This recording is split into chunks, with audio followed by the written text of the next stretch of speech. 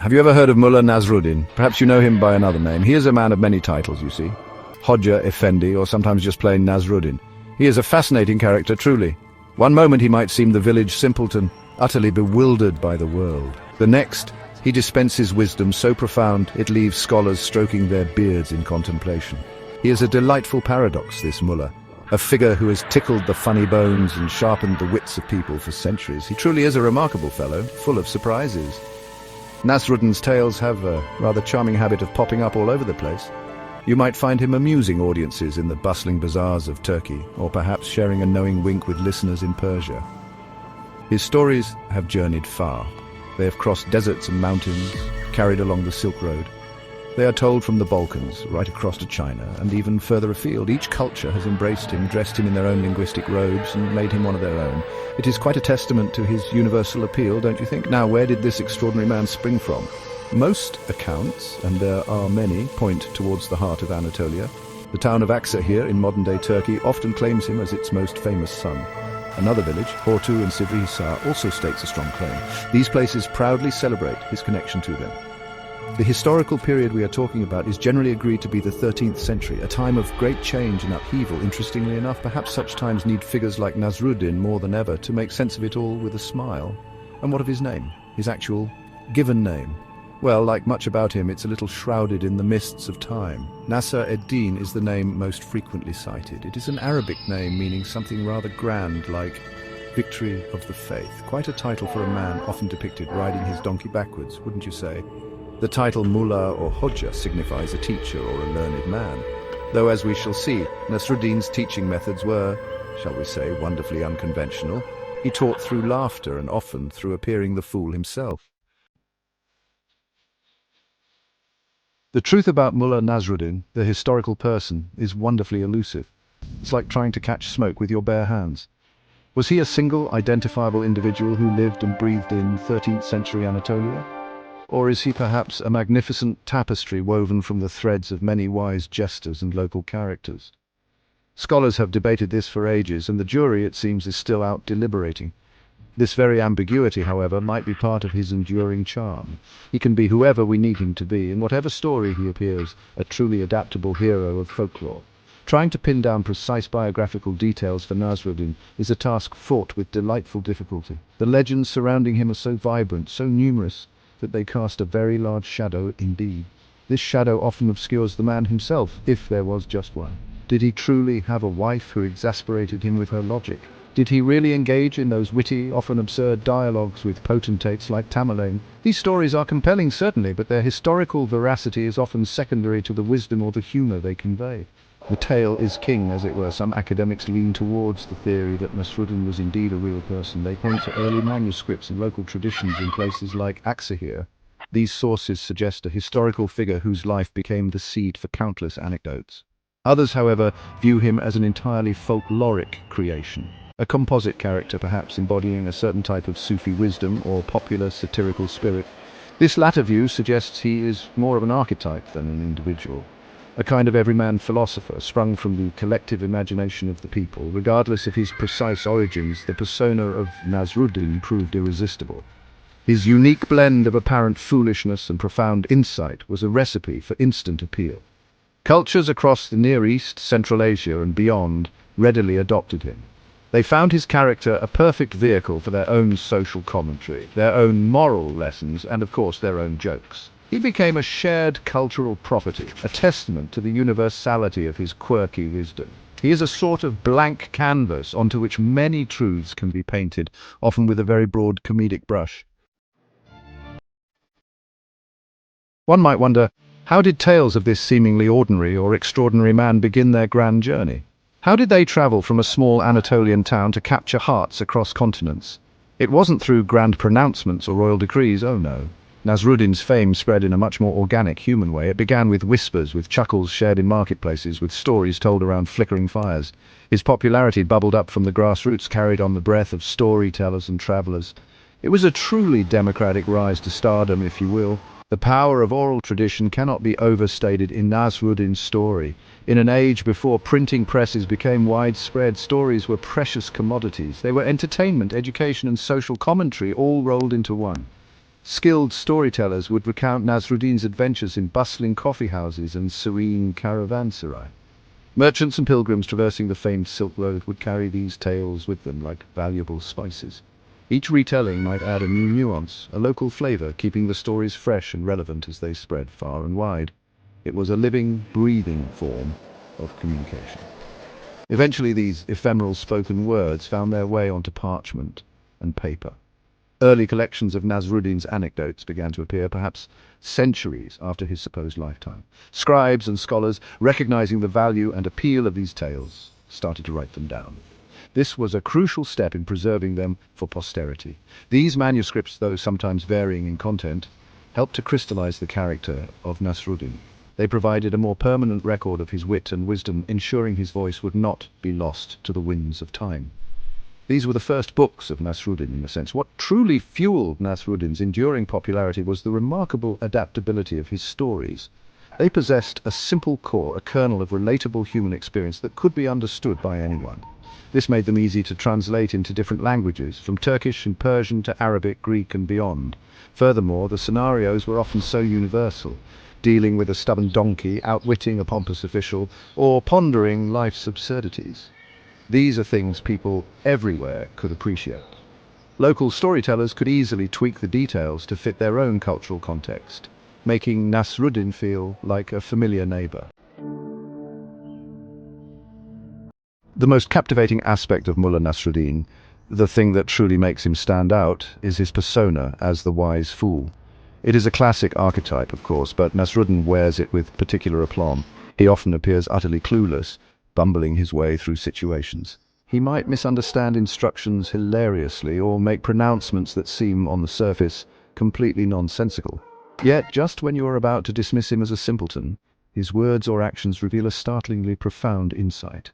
It's a delightful intellectual sleight of hand, this constant dance between folly and sagacity. There is a wonderfully subversive quality to Nasruddin's humor. He uses his apparent foolishness as a shield, allowing him to critique those in power.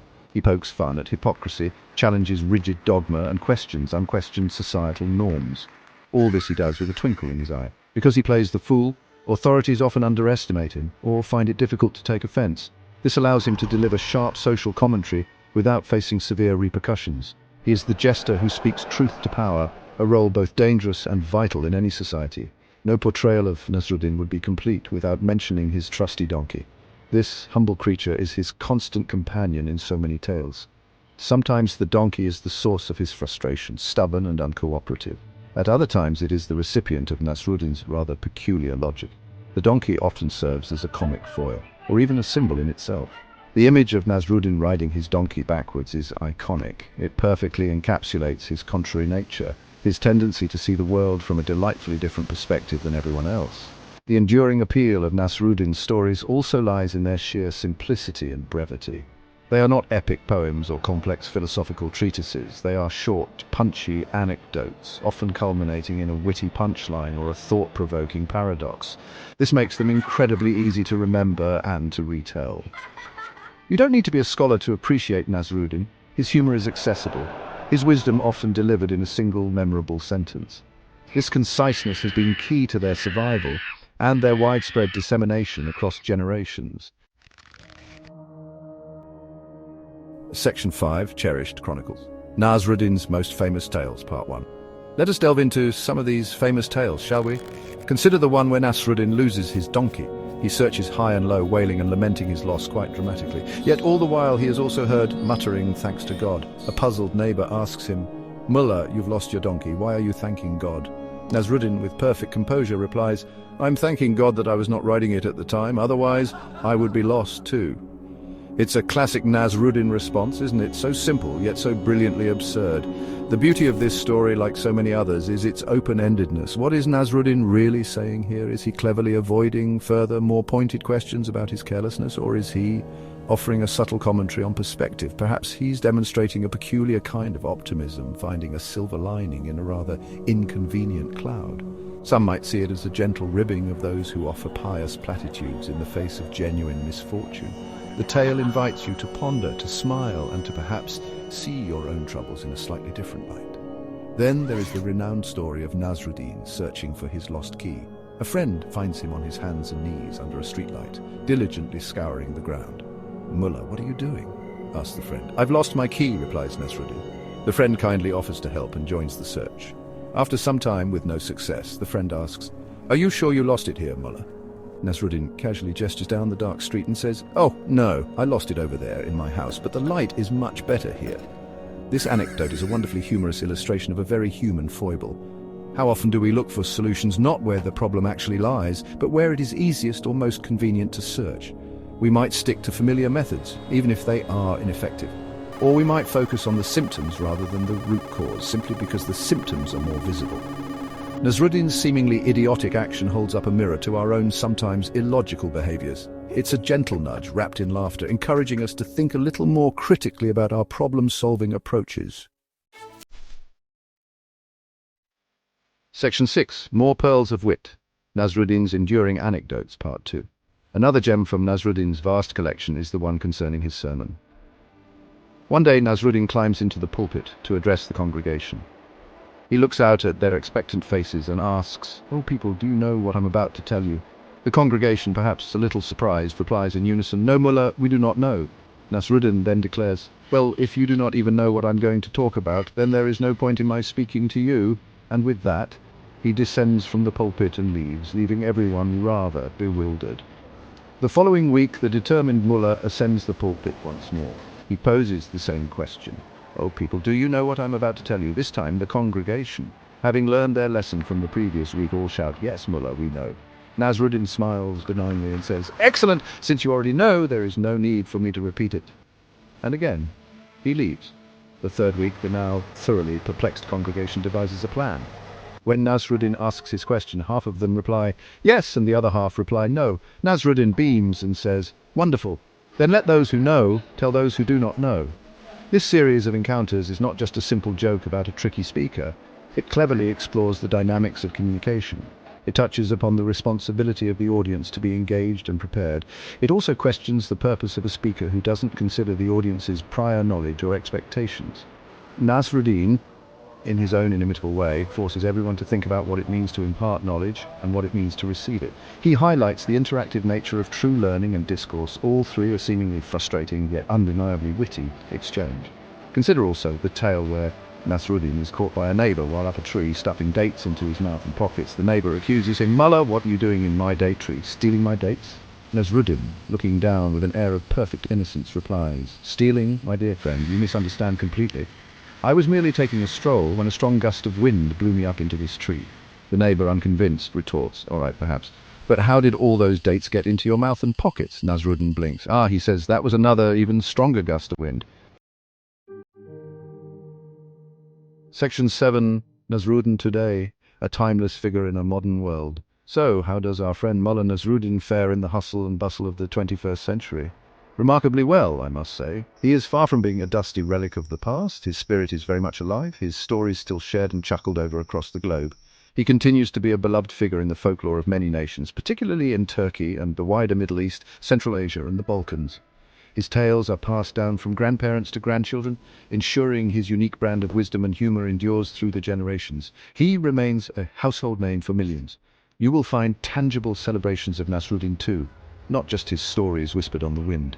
The town of Akşehir in Turkey, one of his widely claimed birthplaces, hosts an annual international Nasreddin Hodja festival. This vibrant event draws crowds with performances, art and of course plenty of storytelling. Statues of Nasruddin, often depicted on his donkey, sometimes backwards naturally, can be found in Akşehir and other towns that cherish his memory. These public monuments serve as cheerful reminders of his enduring presence and his contribution to cultural heritage. They are photo opportunities, certainly, but also symbols of regional pride. Nasruddin has also found a comfortable niche in the world of children's literature and animation. His simple, humorous tales, with their underlying moral lessons, are perfect for young audiences.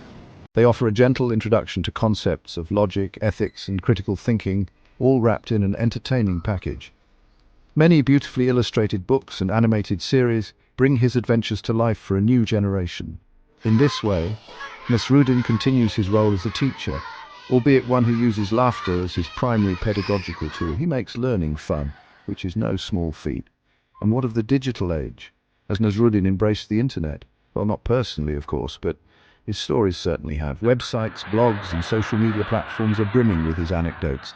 Jokes attributed to him are shared widely, translated into countless languages, and often spark online discussions. This digital dissemination has given his tales a new lease of life, allowing them to reach an even broader global audience than ever before. It seems Nasruddin is quite adept at navigating the currents of modernity, his timeless wit proving just as relevant in cyberspace as it was in the ancient caravanserai. Section 8. The Works of a Folk Hero, a Library Without Covers. When we speak of the works of Mullah Nasruddin, we are not referring to leather-bound volumes penned by his own hand. Nasruddin, as far as we know, was not an author in the traditional sense.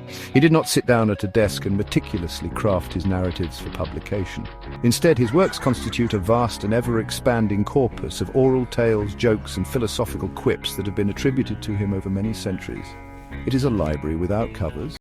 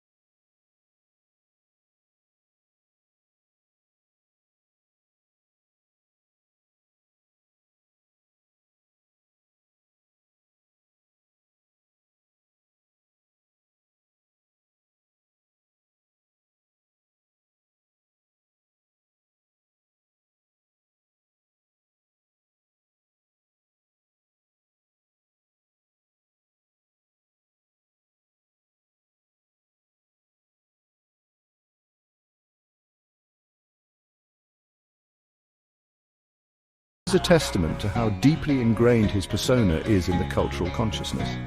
He has become a sort of magnet for witty and paradoxical stories.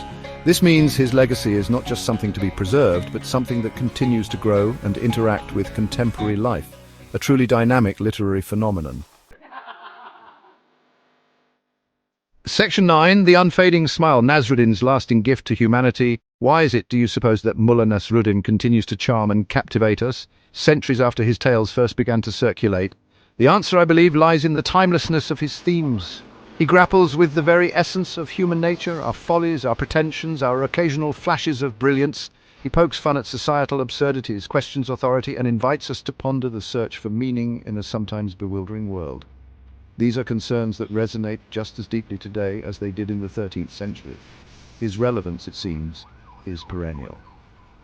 One of Nasruddin's most remarkable achievements is his ability to transcend cultural, religious, and national boundaries. While he is often associated with Islamic cultures and Sufi philosophy, his appeal is truly universal. People from vastly different backgrounds can find something to appreciate in his stories. His humor doesn't rely on specific cultural knowledge. It taps into shared human experiences. He belongs not just to one nation or one faith, but to all of humanity. He is a testament to the idea that laughter and wisdom know no borders, a truly global citizen of the world of folklore. The enduring legacy of Nasruddin also underscores the profound power of humor and storytelling. These are not mere frivolities, you see. In Nasruddin's hands, they become potent tools for conveying wisdom, fostering connection, and encouraging critical thought. A well-told joke can often illuminate a truth more effectively than a lengthy sermon. A shared story can build bridges of understanding between people. Nasruddin mastered this art, using laughter to disarm, to enlighten, and to gently provoke us into seeing ourselves and our world more clearly. It's a powerful form of communication. Ultimately, Nasruddin's gift to the world is far more than just a collection of amusing anecdotes. His remarkable memories are woven into the fabric of countless cultures. His lasting impact lies in the gentle, humorous nudge he gives us towards self-reflection. He encourages a more humane, compassionate, and slightly less serious understanding of ourselves and others. He teaches us to question, to laugh at our own absurdities, and to find wisdom in unexpected places. The unfading smile of Mullah Nasruddin is a reminder that a little bit of foolishness can sometimes be the wisest thing of all.